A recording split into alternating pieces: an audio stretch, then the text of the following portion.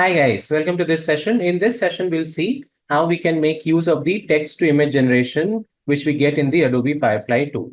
So let's go to the platform. So now once you are here, you can come to, let's say, text to image option, which we get out here. And you can see now there are a lot of such images which are created out here specifically, as you can see.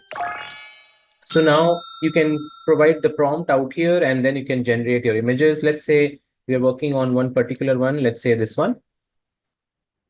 Now on this, what we can do is we can go ahead and get a 4 version. This is very similar to what we had seen in Midjourney as well, where it gives you 4 versions of the image, which is out there.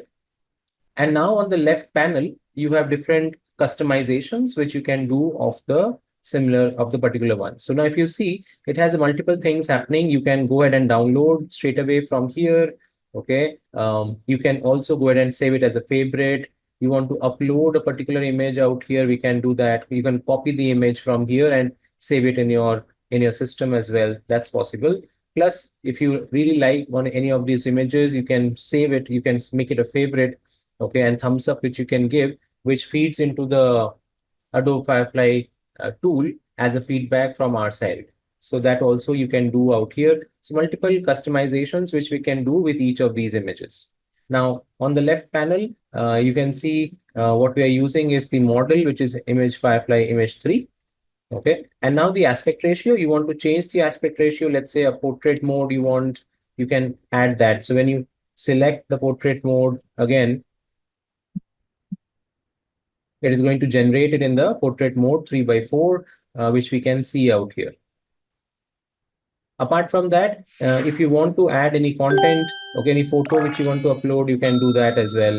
Okay, that will be possible. Compositions. So if you want to change the composition of it, okay, reference material you want to use, okay, of it, let's say you want to use certain effects. So you can have a lot of these effects which you can make use of. Let's say I want to use a particular effect, which is bokeh effect. Okay. And then the color and tone as well. If you want to change, let's say you want to do golden lighting, we are saying that backlighting, and camera angle, we are saying, let's say close up. So the ones which you're selecting on the left panel are getting added over here.